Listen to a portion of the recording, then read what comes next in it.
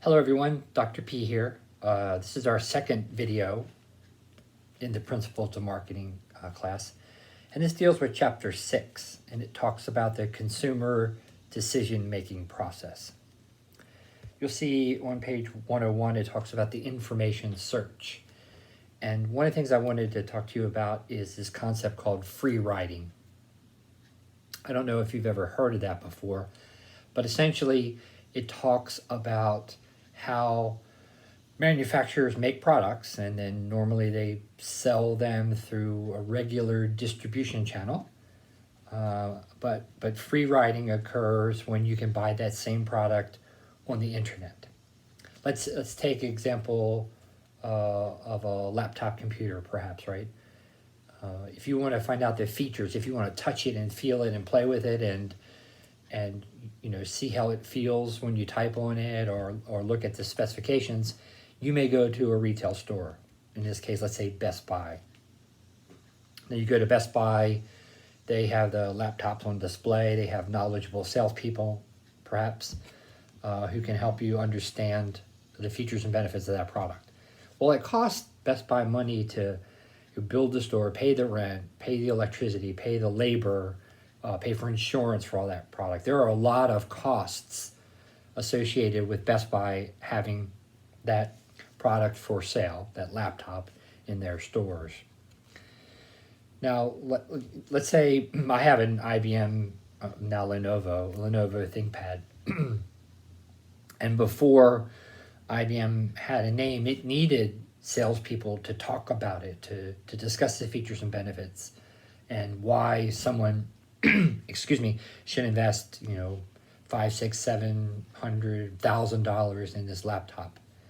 But now that they're known, people have confidence in them. They feel they can go ahead and buy them on the internet. So you can go to any retailer online, or these days, there's Amazon probably, and you could potentially buy this product for a cheaper price because Amazon, for example, doesn't have a building, a store, or pay for electricity or pay for salespeople, all that stuff.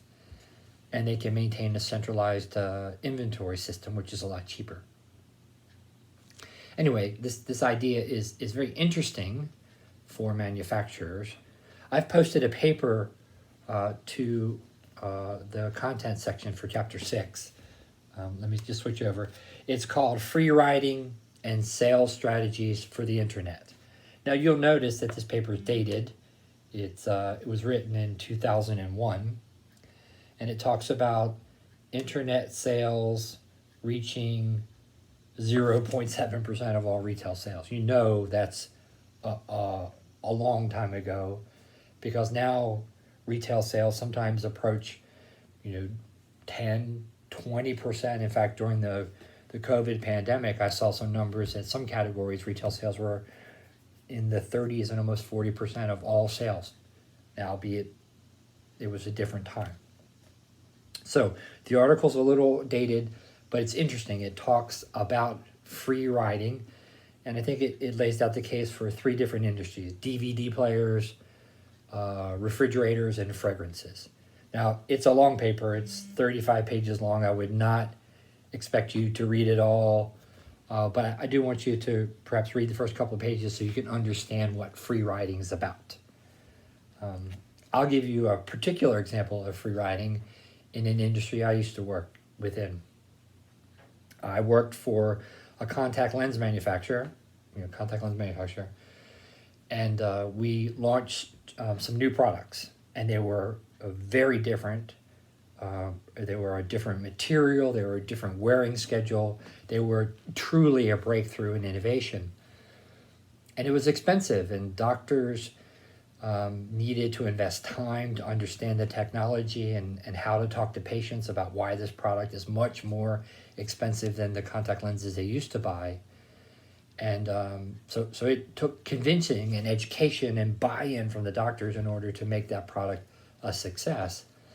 Well, as soon as the product started to take off, the optical or contact lens retail manufacturers on the internet wanted to sell the product too.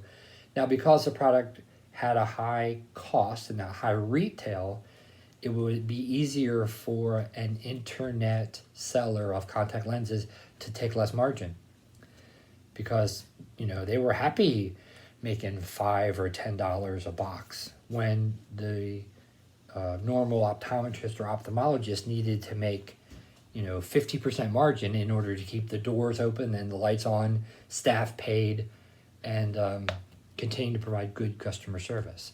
So we had this battle between wanting to launch our product and invest in the mom and pop optometrist or ophthalmologist in the marketplace, and whether or not we wanted to put it for sale on the internet.